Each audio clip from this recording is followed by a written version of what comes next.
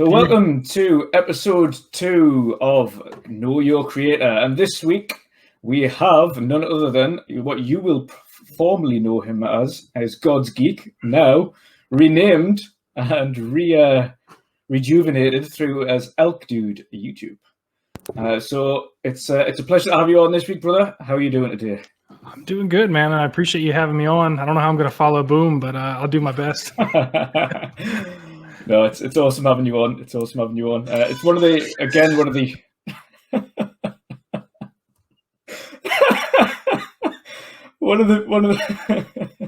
All right, he's leaving. Sorry about that.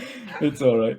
It's awesome having you on, following Boom, but also following your success, making quite a dent in the creator scene with your trailers. We will get into that in a little bit, but first we will get into your gaming history. So naturally, as we started last week, I want to know what it is that got you into gaming in the first place. What your love of gaming? What started you on that?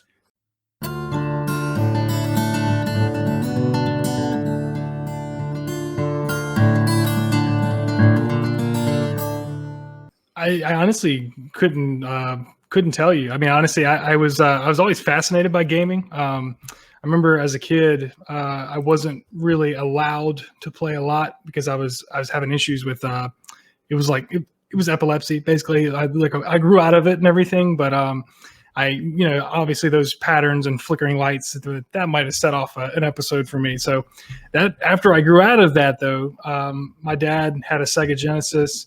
And then I actually got the Nintendo 64 back in the day, and that was my first personal console. My dad had the Super Nintendo, Sega Genesis, and all that.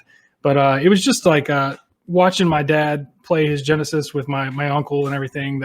It fascinated me, man. Games just fascinated me. The fact that something could happen on the screen, you could push a button on a controller and it would happen on the screen. Like that was the coolest thing in the world to me. And I don't know, man. I fell in love with it. Like the art form. I've always been an artistic person, but I've never been able to. I can't draw. I can't paint. But I love art, and I always felt like gaming was such a really cool art, man. It was an amazing thing. Like it was like magic to me how something on this box and this cartridge could make that happen on screen. Like I don't know. They always fascinated me. But obviously, my first real hardcore gaming experience was with Super Mario 64, where I was just on that game nonstop, then followed up by Mario Kart 64, Super Smash Brothers. I was all over that stuff as a kid, and that cemented me as a gamer, and I just loved games from that point on. But that's about where I got my start, or where I got my love from it from, I guess. I don't know. I've had a little bit of too much Mountain Dew. Caffeine's really hitting my head. That's quite an awkward controller to have as your first gaming foray, isn't it? I still have my Nintendo 64, my gray controller. I wish I could find my purple one that came with the console that I had back then, but I still have that ugly gray thing with the 3 prongs. And yeah, I've still got one back there as well. Yeah, it's an amazing little device, man. You think what the heck were they thinking when they made this? But obviously, as a kid, it was like, oh, this is just the way it is. We'll play with this weird, ugly looking pitchfork thing, But yeah, I have to ask you, if you have one back there, how did you hold yours? Did you hold yours in the middle, or did you hold it off to the side with a D-pad? In the middle, because that was where the camera was. Yeah, exactly. Yeah, that was always me. I always had like this whole half of the controller was just useless. What is that even there for? But yeah, I definitely that was where I got my love for gaming from. And like I said, Super Mario. I was a big Nintendo guy, obviously, up till I was probably 10 or 11. At least that's all I was on. So. Yeah, I mean, that's about it for that, I guess. No, that's awesome. That's awesome. And what was your kind of road after the kind of Nintendo and N64? What was your gaming kind of console road then? Funny enough, it was PlayStation.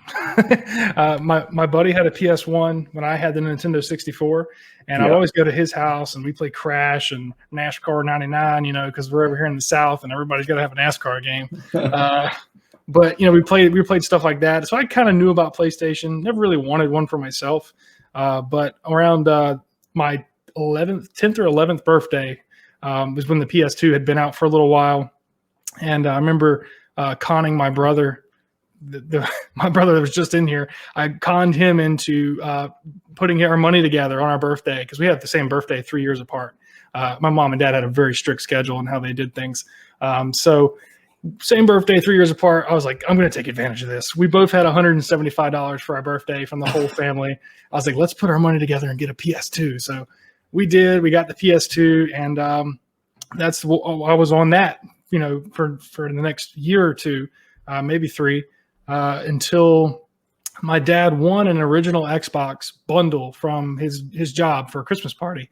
It was the original Xbox. It had the new controller in it. It didn't have the Duke, but I had experienced the Duke like at my cousin's house, because he had the Duke on that Xbox, on his Xbox. But it came with like that, and like some Star Wars, Clone Wars game, and like I think some other. It was like it was some weird puzzle game that came with it. I can't remember what it was called. I think it started with an H. But anyway, never played that one. Just played the Star Wars, got the Halo, Fable. I was on Xbox, constantly. I mean, ever since after that, I've always had Xbox. Now, my dad always, for some reason, leaned more towards the PlayStation. So he picked up the PS3 with his connections he had at work, because he was a Coca-Cola man. So he went to each store and he knew all the people in the stores. He'd go to the back room and be like, hey, man, you gotta get a PS3. And like they would sneak it to him. He'd have to take it out the back door and stick it in his Coke truck and take it home. So he bought the PS3. And so we've always had PlayStation and Xbox in our homes, like over the years growing up. And then when the PS4 launched in 2013, even as much as I loved Xbox, I remember, I guess I should back up a little bit. I did buy the 360 myself. I worked in a tobacco farm all summer, one summer, and bought my own 360. My dad had bought one before that, but it got the red ring of death or whatever it was. Yeah. So I ended up buying my own one summer after working in tobacco all summer. And so I love my 360. I took out of my savings account to get Halo 3. Like, my dad was not happy about that, because he had set that aside for like years. I was like, well, it's Halo. Got to have that, But then, obviously the whole Xbox One debacle thing came around, and what Xbox was doing. And I was 18 at the time, or 19. That was 2013. Dang, I don't know. I think I was older than that. I was a little older than that. But I can't do the math, so I'm not going to. But I actually ended up buying the PS4 day one instead of the Xbox, because of what was going on with the Xbox at the time. Yeah. And you know me, man. I told you in the Twitter DM, like I had to come to my brother's house just to get better internet. I've always had bad internet, like my whole life. And so with the whole Xbox thing doing online only and all that crap, I was like, man, I can't do that. There's just no way I could do it, because it would be a paperweight 90% of the time when my internets weren't working. So I went to PS4 3 years into it. I ended up picking up an Xbox One. I was really happy with some of the changes they made. The 1S really got my attention. Went back into that, and then that's when I was like, man, I really love Xbox when they're doing the right thing, So ever since then, man, it's just Phil's been doing the right stuff. He got the Xbox One X. I was a day one purchase on that, and the Xbox Series X. I was a day one purchase on that as well. I'm hoping to get me a Series S sometime this week. If I can get my hands on one. Everybody keeps saying, oh, check Best Buy and you'll get one. I'm like, I haven't seen one. And every time I check the thing, it says there's none within 250 miles. So I'm not driving, anymore for that. Yeah, I know that feeling. I've been trying to find an S for a long time. Like to the left, I've got the One X plugged into the monitor just as a second console. I really want that replaced with the Series S, but it's finding one. Yeah. I mean, I'm really fascinated about the Series S, man. Like what it does is, and that's why I'm making a video this week about it. Because obviously I was called out in the comment section by one of my viewers. He was like, every time everybody talks about the next gen consoles, they always talk about PS5 and Series X. They don't never talk about the Series S. I was like, man, he's right. I hate to like not give that console the love that it deserves, because it's a really cool, fascinating console. So that's coming this week. But yeah, I can't wait to get my hands on one. I can't wait to see just how small it is. Obviously, it's smaller than the One X, which is can't even think how they managed to do that. Yeah, it's amazing. My other brother, he had one. He got one for Christmas, and just seeing that thing in person, I was like, "Holy crap, dude! This thing is tiny." It really, it's mind blowing. Like, how the heck did they do this? This is like magical engineering here, So. No, that's awesome. That's awesome. We'll go back a little bit then. You mentioned before that obviously you saved up with your brother to, saved up. You pooled your birthday money together with your brother to get the PlayStation 2. Was that the first console you bought out of your own money then, or what was your first gaming console?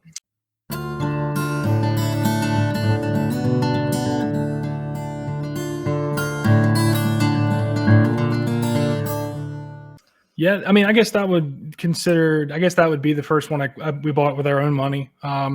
My first one that I bought with my own money, I guess like just me, would be the 360. And then of course I bought the PS4 after that. But yeah, I think the PS2 that was the first time I actually, sacrificed a little of my birthday money for that, And what was it? I was going to say, what was it about the PS2 at the time that made you think, I definitely want that? Was it a specific game for the console that made you go that way, or?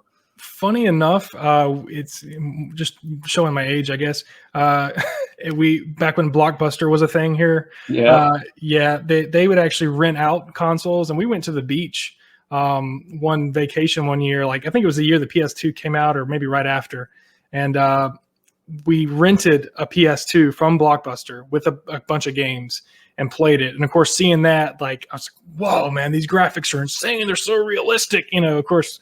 We're far past that now, but that's how I actually got introduced to the PS2, and that's what made us want it. And at the time, Xbox, I wasn't old enough to be involved in, know what's coming from Xbox, or I probably didn't even know Xbox existed at that time.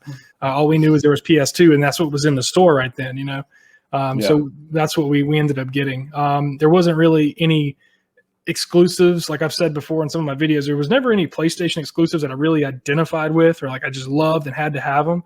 I mean, we were playing stuff. I played the Jack and Daxter games back then, and we played ATV Off-Road Fury, the Midnight Club games, like the racing games. We were all into cars back then, still are a little bit today, but so that kind of stuff. We weren't really buying a PlayStation because I had to play Final Fantasy or something, because I'm not a Final Fantasy fan.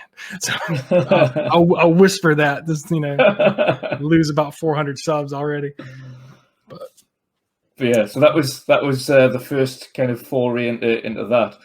So this is probably going to be a bit more of a difficult subject then.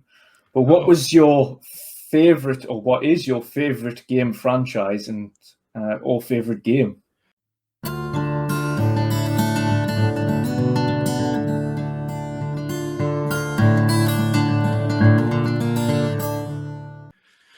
Whew, that is a tough one. The reason it's so tough is because I love so much of the Xbox IP. Like I love Halo. I adore Halo. Like Halo is something I can be working and listen to Halo music at work, but obviously, they've been kind of a rough spot with Halo 5. I was a big that just didn't do it for me, and so I'm kind of indifferent with Halo right now. I still think Infinite's going to be great.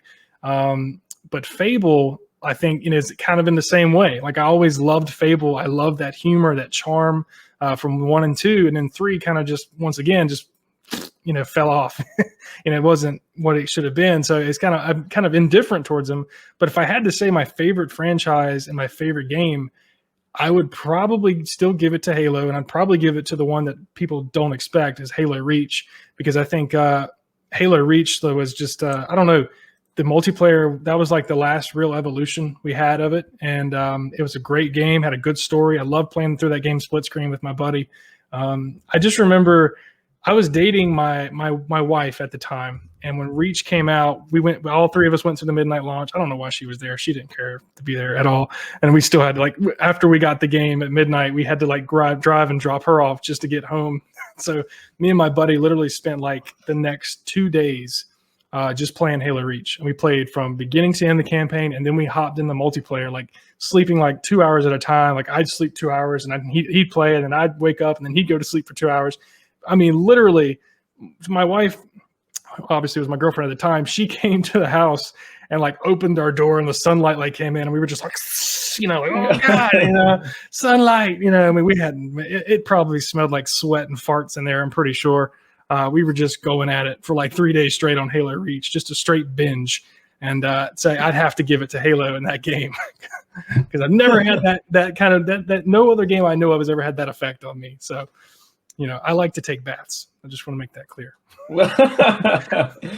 So Halo was the favorite franchise then of all time. It's just nostalgia, more thinking back to gaming with friends and things like that. Yeah, and that's the thing. Like Halo is such a great like multiplayer and fun, like whether it's co-op or multiplayer experience.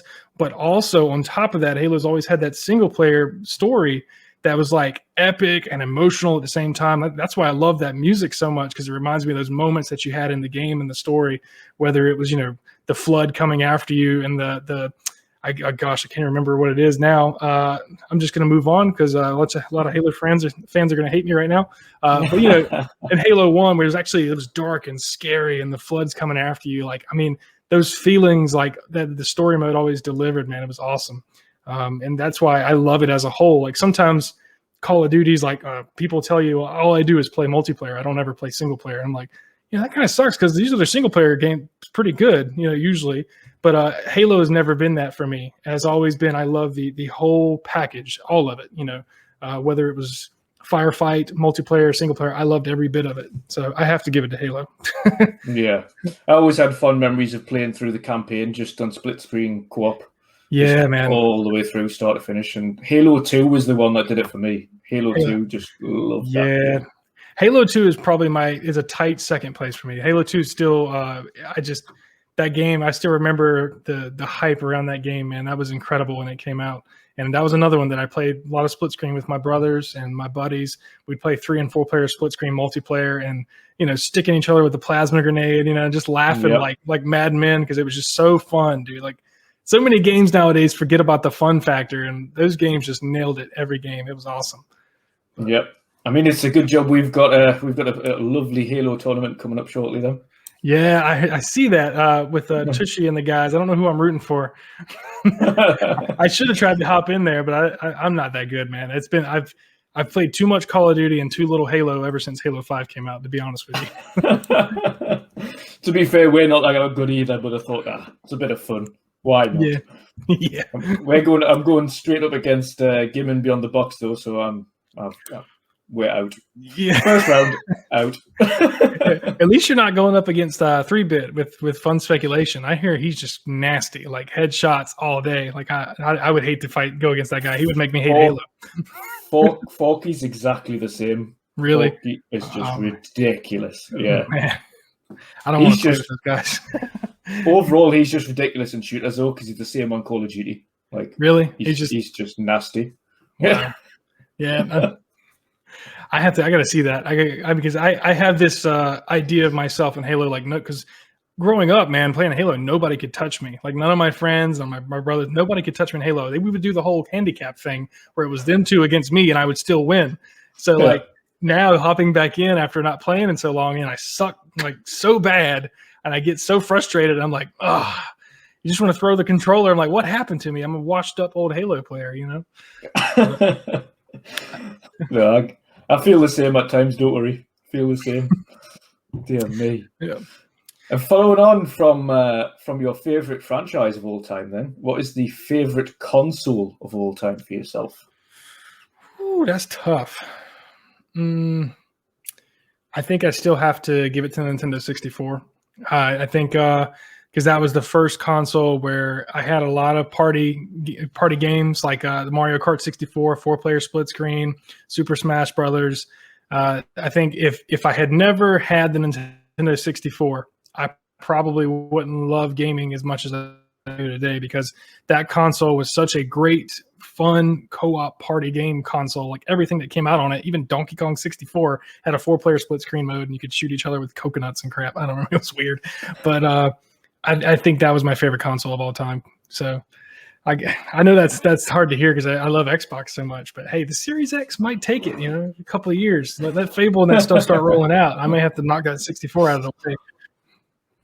No, it's exactly. To be fair, every time you ask somebody that question, it's never the newer gen.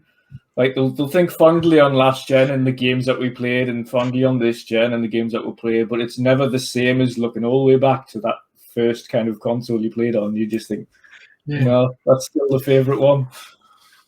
Yeah, it's one of those things like you remember it so much better than it actually was, probably, because my brother bought a Nintendo 64. and we plugged that sucker in. And we're like, oh my God, what is this? 10 frames a second? Like, what is this? This is terrible. And even now, like just going back to the PS4 games or Xbox One games, playing something at 30 frames, I'm like, I can't do it, man. It looks like trash. It looks like mud, at 30 frames a second. But it's best to leave some stuff in memory, right? Yes. Yeah, definitely. This is where we get onto the part of the show then that delves into your creator side. So this might be a little bit more difficult to kind of get into here, but we'll go for it. But what is it how did the road to becoming a creator start for you? What is it that kind of made you think, right, I want to jump in here and create what was for you at the time, these not just video content, but these trailers that you were producing? Of course, it's relatively new to the game on the trailer side, but you have created quite a few large hitting trailers, specifically for Xbox. Right. But what is it that got you to that stage? What made you sit down one day and think, right, I need to, because they take a lot of time. What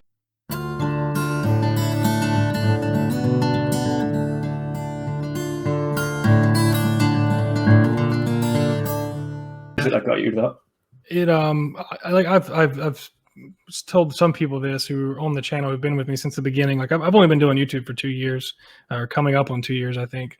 And I started in high school making movies. Like I would just, we would make these goofy, like Saturday Night Live style movies with sketches and stuff and be stupid and act funny. But I would take it back on the computer and edit it and try to make it as funny or as professional looking as I could with title credits and music and everything and transitions. And so that's how I got into editing.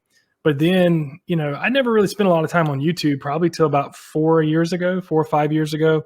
I started watching more YouTube videos, and I actually got to a point where it was like every day I was listening to videos on my phone in my ear while I'm working, and just listening to people and watching. I'm like, man, I could do this. Like I could, because I've always wanted to go back and make more movies. Like I wrote a whole script for another movie to a sequel of one I had done years ago. And I was like, man, if I did that today, I could do so much better, than what I did back then with my little 480p camera and the 4x3 box or whatever it is. And I was like, man, I could do so much better. So I wrote a script and I was going to make this movie, and it's just so hard to get people together to find a place to do it. And so I turned my eye to YouTube. I was like, maybe I could do something with this. And I have to say, YouTube editing and making videos and stuff like that is so much different than making movies. It's a very different style of editing, a very different style of writing, and I had to learn. And obviously, if you go watch my first 50 videos, probably, I don't even know how many videos I got on the channel now, but if you watch those first year, they're horrible. They're terrible. The editing's bad. The audio volumes are all over the place. I was like recording with a crappy cell phone camera and I think it was a PS4 headset that came with the PS4, like just plugged into the phone and put in my ear. And it was just really, really bad. And I don't know. I just thought maybe this would be a good way to put my editing and my love for editing and making stuff and creating things to use. And so that's kind of how I got on the YouTube road. And like I said, the trailer thing, actually, I had the idea after a while. Like I was like, you know what? Like I want to make a trailer. And I actually wanted to do this in like May of 29, or what was it? It was it was like probably April, May of 2020. But when Xbox Series X had been announced and I was really excited for it already. And then I was like, I want to make this trailer, but I need more footage. I need more game footage, gameplay, whatever. So I had to wait. And then literally, like, I think it was August or something like that is when I put up the first trailer, Rebirth. And, they still hadn't given us a lot. We had the July showing and a bunch of little trailers here and there. And I was like, this is what I have to work with. I got to cut it up, chop it up, and mix it together and make it look as good as possible with what little bit I have. And that's how Rebirth came out. Which the whole idea for Rebirth was like, I don't know, I just thought about Xbox, how they had screwed the pooch with the Xbox One, and I was like, man, they really are. They need a rebirth. They need to be completely different than what they've done in the past. And they did, man. They completely turned it around, came in with the power console. They came in with the games, the studios, the Game Pass. It was such a turnaround for them. So that's where the idea of Rebirth came from. That word just kind of stuck in my head. And then, with the trailers, like usually how I start them, I find a really cool song that I like, and then I build the trailer around the song. So I had found TuneTank on YouTube, which is a great place for no copyright music if any of you guys are looking for it. But you basically just pay them a monthly subscription, and their whole library is open to you. You can use it. I haven't had any issues with copyright happening. It's really cool. So that's where I found the song for Rebirth. Used that, built the trailer around it, and I did the same thing for Defeat and Extraordinary. I got all the music from TuneTank, and then just used what footage I had from Xbox and build them. And it worked out for me in the end, I think. Well, I think it was Rebirth was the first one that really blew up. And then Extraordinary was the one that got it really kind of pushed forward. Yeah, it was weird because it was like Rebirth got like 26,000 views in like a week, and then it just died because YouTube doesn't push short videos like that, I guess. But and then Extraordinary, which, of course I was tagging Aaron Greenberg in those things. I was like, hey, man, just in case you're looking, like, here we go. So I threw him in there, and he watched it and he shared it out. So that one just shot up to 26,000 views. And then I did Defeat, which, obviously it was like 3,000, 2,000, 3,000, somewhere around there. It wasn't quite as big. He saw that one on Instagram and said he liked it, but he never shared it. And then Extraordinary is where I wanted to do something completely different. And I wrote a script, and then I sent it to all those creators, Dealer, Grounded, Megorium, Mav from Fun Speculation, Assassin Lupa, who's just an awesome, Xbox community member. She's very supportive. She was the first one I thought about, actually. I was like, I want to send this. I want her in this. And had no idea she was going to sound like a British angel. That just happened later. So, and then she did such a good job with her script. Like that when she said Extraordinary, I was like, that's what I got to use at the end. So I kind of built everything around that. But it was weird because Extraordinary didn't even get 6,000 views, but that was the one that Aaron wanted to use on the Xbox live stream. So when he told me he was going to put it on the live stream, I'm seeing like, oh man, this is going to be huge. 1 million people are going to see this trailer, blah, blah, blah, And he put it in right at the last second. And I'm telling you, I watched that stream from beginning to end. It was like, 6 hours long, something like that. And I'm sitting there waiting because I had no clue when it was going to come. So I'm sitting there watching all day long, listening to these people say things that I already know because I pay attention, probably just like you guys do. You do, you pay attention to the news and what's going on with the game. So I know all this stuff. I'm just waiting to see my freaking trailer. And literally the last second he throws the trailer up there, and there was like maybe 15,000 people watching, I think, at that time. And which it was such a cool moment, like especially for me and my family. I put the video when it happened with me and my family. It's up on Twitter and Instagram. Such a cool moment. It was awesome. It's something that I'll always be proud of. But at the same time, I was hoping like, man, I wish that could have got me just a few more subs. Because I think I gained like maybe 5 subs after that. That was it. Really? I don't think people saw it. I think everybody started tuning out, cutting it off, and they didn't see it. But, it was still a really cool thing, man. Like I said, I'll always remember that. Even if I fail at YouTube and 3 years from now, I'm not doing this anymore, I will still have that to, on my resume. Like, hey, I did this now. So. No, that was awesome. I think, to be fair, it kind of went well with their theme because obviously they were going with Power Your Dreams, and Extraordinary had kind of a very similar kind of thing going on there about like, I'm this ordinary person, but in here I'm not. I'm extraordinary. I think that's what they want to do, is more like, this is a normal thing, but this is like my dream place. Right. And that's what your trailer was kind of doing, as well as their Power Your Dreams trailer. So that's that's really was my starting point with each trailer, was a theme like that, like you're saying. And funny enough, Defeat was my favorite because I liked the parallel to life, getting beat down, getting beat up, and you're knocked down, but you get back up and you overcome. That's why I like that one the most. But obviously that one did least well. So probably because of my terrible voice acting, that's probably the most part of it. And that's the reason when I went to Extraordinary, I was like, no, I'm not going to do the voice acting on this one. We're going to get a bunch of other people to do it. So, we just take that target off me. I remember one guy in the comment section, he's like, man, this trailer's really cool, but come on with that goofy tail voice, man. Come on. I'm like, all right, man, you have to call me out like that right in the comment section.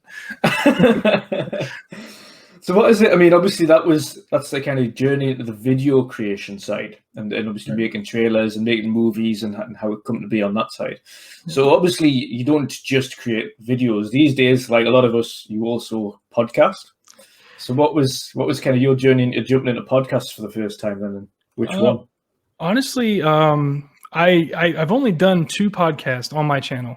And the reason for that is because obviously internet issues. I don't have the reliable internet yet. Hopefully in the next few months I'm going to move and I'm going to start doing that every single week because I do enjoy podcasting. But honestly, I had watched like 4 Guys with Quarters. I've watched you guys on the midweek mix-up. I was watching Stubbs. I was watching Mav because, Mav was streaming all the time. And then he started doing Xbox Ultimate and stuff like that. And I was like, podcasting looks fun. Like I like the interaction with other people. And, playing off the chat and talking to you guys and laughing and cutting up or whatever. Like I just thought it was fun. And I wanted to get into it. So honestly, I told Mav one day, I was like, hey man, do you want to join me on this this podcast? It was the day before the Xbox Series X launched. We called it Welcome the Next Gen or something. And so we did it. I didn't really push it all that much. I think I put it maybe 1 or 2 places on Twitter and then 1 on the community feed and YouTube. We hopped in. It was just me and him, StreamYard, and it went really, really well. And we had like, I think our peak was like 40 people watching live, which, for my first podcast, I was like, man, I think that's pretty good. I want to do this some more. And so we did that. And I think it ended up getting like, I don't know, 200 views, something like that. It wasn't, anything earth shattering, but then I wanted to start the Extraordinary Gaming podcast, which we did 1 week of that. And then we had some family stuff come up, some issues the second week. So I canceled it. And then it was Christmas. I was like, I'm not going to do anything around Christmas. I said, we'll come back in January. And then once again, we had more issues. I had internet issues. I couldn't get it done. So I was like, you know what? I just need to wait for the podcasting stuff until this summer, late summer, when we get moved. Because me and my wife are going to be moving here soon, somewhere with faster internets. So that I do want to start podcasting again every week. And I want to keep appearing on people's podcasts. Like I want to be on 4 Guys with Quarters. I want to be on with you guys. I mean, I want to be on with Mads every Thursday, but sometimes that's tough, because of stuff going on or whatever. But it is weird with the time difference, like it's really hard to juggle time differences. Yeah, the time difference. And then on top of it, I have such a weird work schedule. Like it really doesn't vibe with anybody. Like hopefully that's going to change here soon. Like it should. So fingers crossed. But yeah, you guys are doing much better in the podcasting game than I am. You guys stay consistent. You're up here. You got a good thing going, man. I really envy you guys. Like your consistency and your ability to just keep going, keep doing it every week. I mean, it's going to work out for you, man. You're growing fast. So, I mean, slowly but surely. Oh yeah, dude. I'm telling you that the first 100 is the hardest. Then first 1,000 is maybe a little. It's still hard, but it's not as hard as that first 100. Because it seems like every time you get more and more subs, people trust you more, or they think, okay, this guy might be worth my time. So like, I think when I had a video get like 21,000 views when I had like 60 subs, and I think I gained maybe 300 subs from that. And and people look at your sub count and they say, okay, well, this guy's got 60 subs. He's nothing. Like, why has this video got so many views? This guy's a loser. And I'm like, okay, you're pretty much right. But then when you do it again, you throw another video up 20,000, another video up 18,000 or whatever, people begin to trust you. Your sub count goes up. They trust you more. It gets easier and easier as you go until you do like me and just hit like a roadblock for 4 months. It happens. Yeah, man. It was like as soon as the Series X and PS5 and everything came out, I hit this wall and the views stopped coming. I was getting like 400, 500 views on each video instead of the thousands that I was getting. And I was like, man, maybe I suck. That might be what's wrong. And I'm telling you, it got in my head for a while. It really did get in my head. And I just I had to slow down a little bit and get through the holidays and get my head straight and come back. And like you said, the name change, the rebrand, and I feel energized again. I want to make more videos, and I think it showed up last week with that video. It really, confirmed it to me that I don't need to quit. So yeah, it's straight back up to what's it sitting on now? It's like 16, 17,000 again, is it, or higher than that now? 5.1, I think it is. Yeah, somewhere around there. Yeah. Which I mean, it was a shorter video, so I mean, I don't understand the algorithm with YouTube. Like, I used to think people used to say, make your videos 10 minutes and 1 second or 10 minutes and 5 seconds. And I did that. And I had a couple of videos get like 50,000 views or 60,000. Okay, that works. But that video was like 7 minutes and I got 5,000 views. I don't know. You never know what's going on with YouTube, man. It changes every day, it seems like. Oh God, yeah, like all the time, all the time. Sometimes you put up one thing and it goes up crazy. Like I did a disassembly of the Elite V2, and part one of that is like nearly 1,000 views. Part 2 is like 100 and something. Yeah, it's weird, man. What? there's no reason to it. Don't want to know how to do the rest of it? Just half of it? They got that far, and then they were like, "Crap, I've already screwed this up." But yeah, nah, I don't know what to tell you, man. I've had people message me on Twitter and stuff, like I knew some secret, like for YouTube, like, what are you doing, man? How are you doing this? Because there was like an 8 or 9 week stretch there where every video I was putting up was getting 1,000, 5,000, 15,000, 20,000.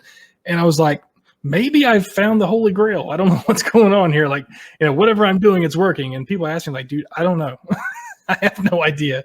I just come in here, I talk, I make stupid memes in my videos, and I just do it again next week. I don't know why it's happening. And then right after that, it just tanked on me. So it wasn't just you though, because it was myself and ElkDudeYT. We both had the same questions. We both were putting up videos and they just tanked. Like everything was tanking. So, and that was around Christmas. And I think everybody at that point just went, right, that's taking a break. Just put the stuff on pause. Archimedes, man, I tell you, he's done such a good job though, man. He's got a really healthy channel. Like, I mean, this is like the thing, like when you get to 1,000 subs don't matter anymore. It's all about the views, and I see his every video. I try to, everybody in this community, I try to support as best I can. Even if I don't, I can't watch the whole video. I go in there, I like it, I leave a comment, I get out, because I mean, I got stuff going on, I'm at work or whatever, like the other day with the Boom premiere with you guys, I let it play in my ear, stuck it in my pocket, and checked the chat every, 15, 20 minutes while I was working. So I try to support everybody in this community. And I don't know, man. I check on Archimedes and I look at him. I'm like, man, every week, even his lower videos are 1,000 views, 1.3 thousand, 1.5 thousand. He has a very loyal fan base, subscriber base that it seems like they're always coming back and they're supporting him. And for good reason too, man. He does high quality content. He's a really good guy. I really like him. I wanted to collab with him, but I haven't really figured out a good way to do that yet. He mentioned doing something with indie games. I was like, I don't play a lot of indie games, so I'd be a bad choice for that. But I mean, he's a really good creator, man. He's an awesome guy. I really like him. I like everybody in this community, and there's only 1 or 2 that I don't like, and I won't say who they are. But I'm just messing. Nah, I don't have any problems with anybody, man. I try to support everybody and like and comment. Like I said, I know how hard it is, and how much time, like you said, just like Boom was saying the other day, sometimes 7-8 hours of video. I know how hard that is. And if you're not getting paid, it's really hard to keep going and stay consistent. So I'll support as many people as I possibly can. And I try to help people as much as I can, but I can only do so much. But like button, comment. Yeah, like, comment, subscribe. Yeah, that's about it, man. And I think there's a few of you guys, like I subscribe to all of you. I mean, I should go do it for everybody, but I've got my personal account, my brand account. I subscribe on both accounts just so I get my little +2 there, Yeah, that's awesome. That's awesome. Yeah. I think I've got another account somewhere. I need to kind of figure that out. Give everyone a second subscribe just to help them out. Yeah. Especially when close to those milestones, you're like, oh, he's at $3.99.99. Let me get him to $4, Yeah. What is it that kind of got you to change then from God's Geek to ElkDude? What was that? Oh, I knew this question was coming. Yeah, I knew you were going to ask this one. This was a tough one. It was a lot of things, man. It was, I have no shame about telling people that I'm a Christian, and I hold to those morals and values. And, like I said, my whole motto comes from that. I love gaming and I want to love other people and make sure that they know that I appreciate them and love them. But God's Geeks was mainly, I mean, there was no reason for me to be called God's Geeks because I wasn't incorporating anything with my faith into the channel. I was just talking about games. So it was like, and I noticed people in the comments section saying stuff like, I don't agree with your name, but cool video. I'm like, I knew that was out there because some people get a little touchy around the whole God and Christianity thing. They don't like that. So I was like, I don't want to push people away. So I changed my name to my gamer tag, ElkDude. I've been ElkDude for as long as I can remember, on Instagram and PlayStation and Xbox.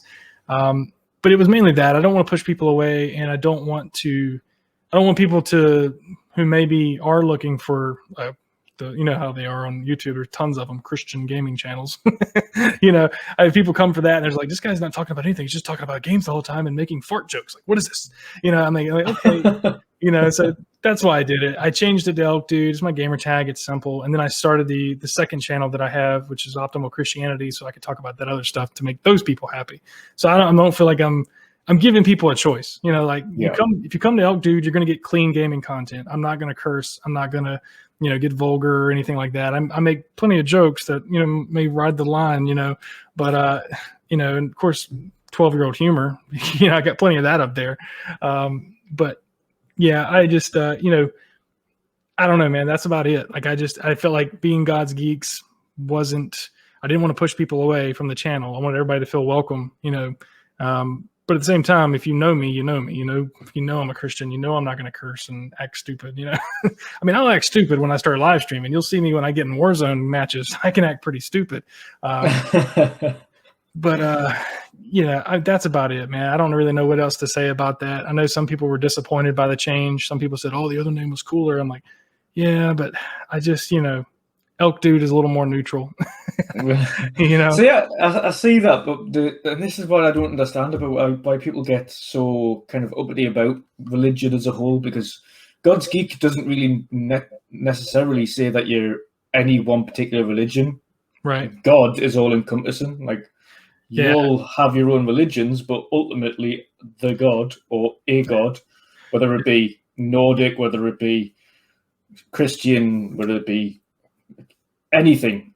Right. It's the All Father is God, or yeah.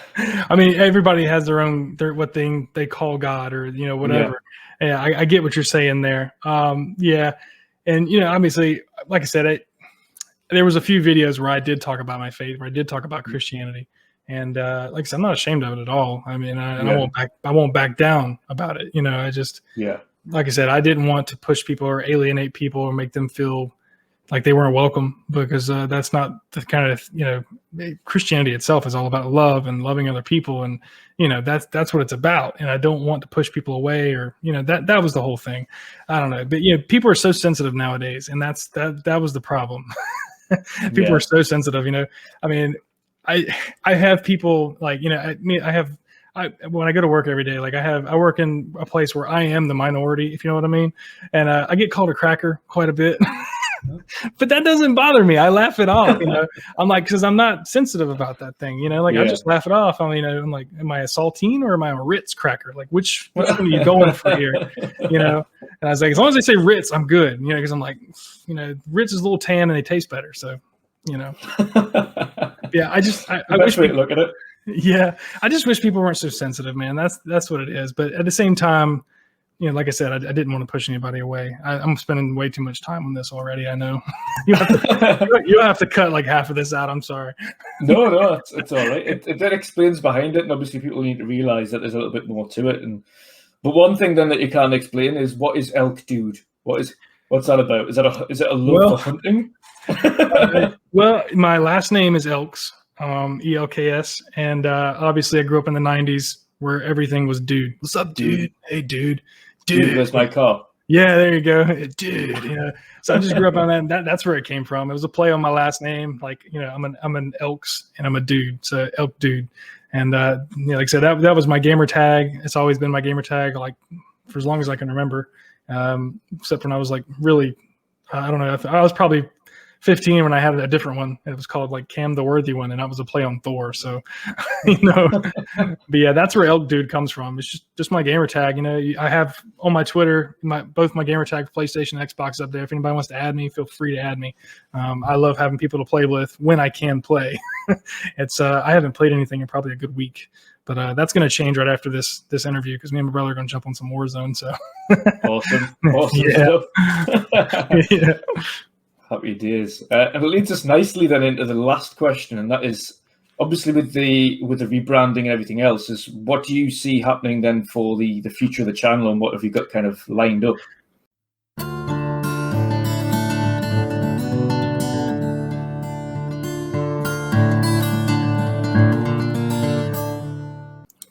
Well, like I said, I am going to get moved sometime this year, and we're going to get somewhere with better internet so I can do a podcast. I want to start doing a podcast every week, at least once a week. I want to start live streaming with. I really want to do that with Mav, as they say, cross the streams where they just game and play together.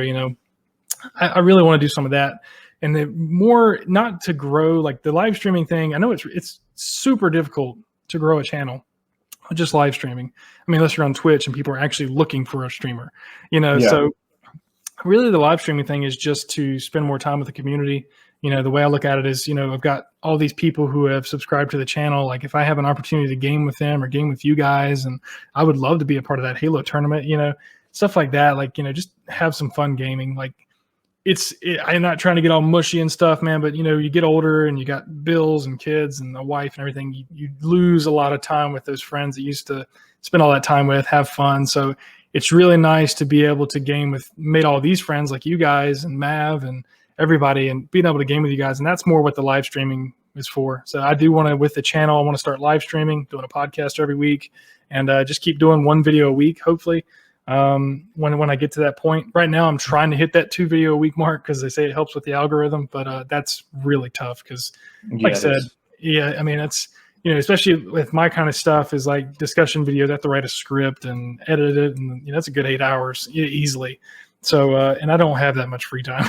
I was going to say the content that people mainly want to see from me is, again, I'm doing these interviews right now, but also they want to do the kind of custom, when I do my custom design controllers or consoles, and that, they want to see how that's done, and that is time consuming in itself. So I'm going to find the time to build it all and do it all, but also record it at the same time, and then go back and edit it. And oh yeah, dude, that's incredible. And then that ice controller you did was freaking insane, man. That thing looked awesome. Like that gave me the N64 purple crystal clear vibe. Sorry, I just hit my mic. But that old controller, it gave me those vibes. I was like, man, that's freaking cool, dude. I don't know how you did it. Do you have a video of were you doing that yet, or are you still working? No, but I was gonna. Yeah, I'm gonna be doing one of those and disassemble it and reassemble it back so you can see how it's built from scratch. That thing looks incredible, dude. Like I wish Xbox would take some notes is what I wish. I mean, they're doing pretty good with the red and stuff, but I mean, the crystal clear was really, really nice. Every now and again, they'll bring out some really nice controllers. But then a lot of the time it's just like color variants. And I'm like, I mean, it looks nice, but it's not much color variant. Yeah, there's nothing much going on to it. Like if I was going to get it, like they have to cater to just people who want different colors, and that's fine. But it depends on whether or not they're just waiting for the design labs to come back. Yeah. So when design labs comes back, that's awesome. Even with design lab, I'm ready for design lab to come back. But even with that, what you're doing, it seems to be much more professional. It's on a different level. Because with the design lab, unless they make some changes and add to it, all you're really doing, you can change the color of a few things and maybe put some rubberized grips on it. But other than that, you have to choose what they give you. You don't get that crystal clear option like you got with the blue ice or whatever. And I mean, I would love that, and I don't want to go to freaking, Colorware or whatever it is where I don't know. I'm always iffy about ordering from those places because you never know the quality, and then you're spending like $250 on it and you don't know what you're going to get. So, yeah, that's one of the reasons I started doing customization. I've spoken about this before. Is primarily the cost of how much these companies are charging people for it. Oh yeah, for one of a custom controller that I do, you're talking it is literally just the parts and the labor, and that's it. Right. So you're paying maybe about $20-30 over the cost of a regular controller, but not like $100 over the cost of a regular controller, which is what they charge. Yeah, or more. Yeah.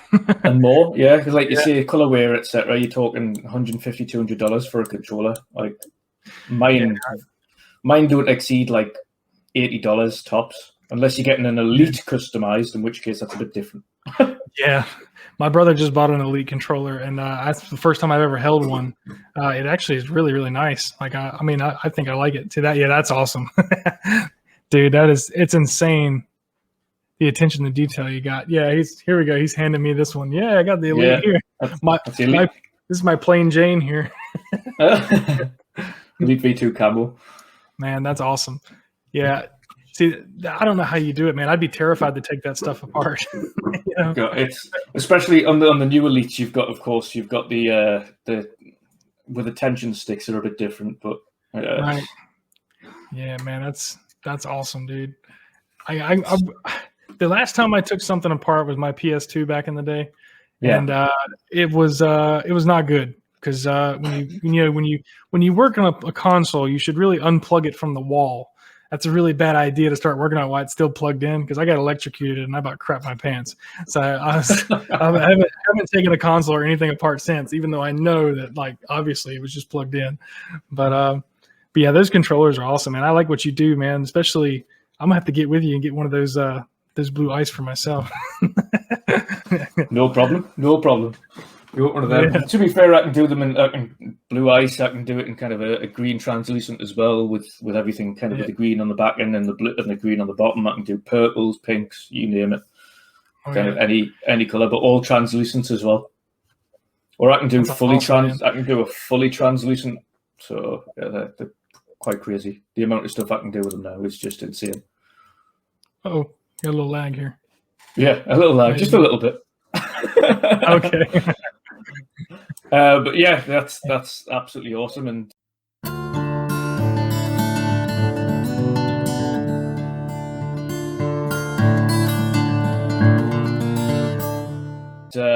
this is wrapping it up for today. Then that's been absolutely awesome chatting with you and getting to know about again where you've kind of started, where you've come from, your loves, and what kind of got you into the creator section. You having me, man. That's no problem, brother. No problem. I hope everybody enjoyed it as well this week. Yeah.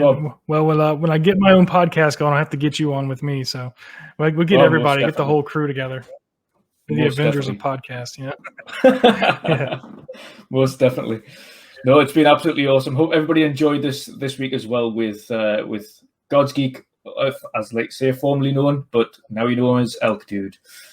So please, if you haven't already, go over to his channel, drop him a like, a subscribe, and watch his awesome videos.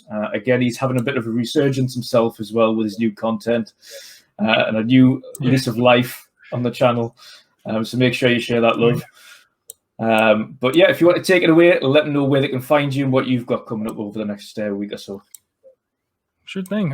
Yeah, you can find me on obviously YouTube at ElkDude, spelled just like here in my window here, and then Twitter is ElkDudeYT, just like that. I'm also on Instagram, same way, ElkDudeYT. And this week I got a Xbox Series S video coming up because I feel like a lot of people are misrepresenting it, and I want to throw some love that way. You know, as Dr. Disrespect would say, give them the love. That's what I'm going to do. I'm going to give them the love. So, yeah, that's coming up this week sometime, and hopefully in the future, man, we'll get those podcasts going. We'll get the Avengers of Xbox over here and get it going. Awesome. Yeah, man, I really appreciate you having me on, buddy. No problem at all. No problem. It's been fun. And thank you, everybody, again, like I say, for tuning in. Make sure you drop a like, drop a subscribe to both channels, and we'll see you again next time. Have a good night. All right. Later, buddy. See you, man.